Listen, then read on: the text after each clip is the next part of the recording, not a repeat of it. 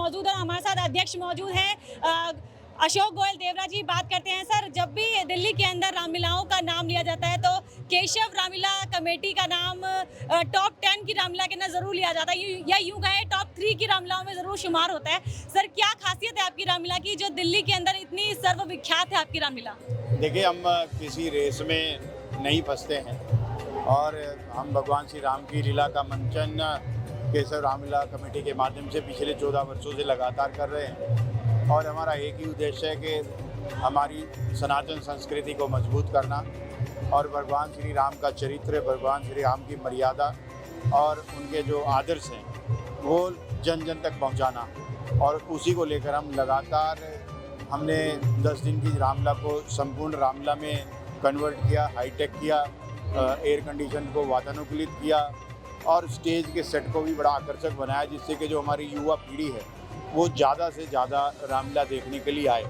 क्योंकि युवा पीढ़ी का जो रुझान है वो आजकल टेक्नोलॉजिकली एडवांस चीज़ें देखना चाहते हैं, हाइजीन फूड लेना चाहते हैं और रामलीला के अंदर भी एक्शन पैक्ड हो उसको वो देखना चाहते हैं। और इसीलिए हमने ये सारे चेंजेस किए हैं। जब से दिल्ली में बीजेपी की सरकार बनी है, रेखा गुप्ता जी हमारी मुख्यमंत्री बनी है, चाहे वो कांवड़ का आयोजन हो, अभी दुर्गा पूजा का आयोजन हो या अभी रामलीला का आयोजन हो, सनातन संस्कृति को मजबूत करने के लिए वो लगातार काम कर रही है और विशेष प्रबंध दिल्ली सरकार कर रही है। रामलीलाओं के लिए उन्होंने एक विशेष सौगात दी है, 1200 यूनिट बिजली फ्री की, उसकी सिक्योरिटी डिपॉजिट को 1/4 किया, डीडीए की सिक्योरिटी डिपॉजिट भी 20 रुपये से 15 रुपये की, राइड्स और फूड कोर्ट के लिए भी उसको 25 से 40% एरिया किया।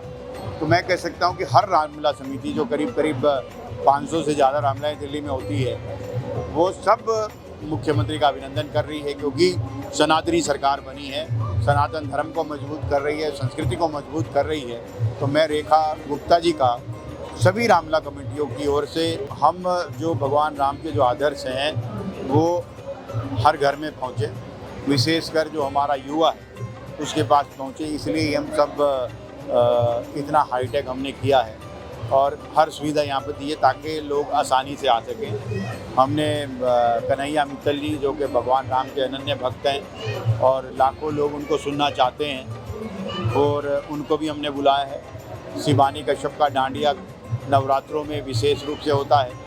बहुत सारी जगह पर नवरात्रों में डांडिया होता है लेकिन वहाँ पर टिकट लगाई जाती है, लेकिन हम निःशुल्क यहाँ पर डांडिया महोत्सव बनाते हैं जिसमें हज़ारों की संख्या में लोग यहाँ पर आते हैं। और मनोज तिवारी जी जो कि विश्वविख्यात अभिनेता हैं, जन जन के हैं राम कथा सार, जो कथा के अनछुए पहलू हैं उनके बारे में भी भगवान राम के जो है वो यहाँ पर बुक रखते हैं। तो अध्यात्म को भी लेकर, भजनों को भी लेकर, गीत को भी लेकर, कथा को लेकर और रामलीला को लेकर एक कॉम्बिनेशन के साथ श्री केशव रामलीला कमेटी काम कर रही है। और इसीलिए आप देखते हैं कि पहले दिन से ही करीब पूरा पंडाल भरा हुआ है।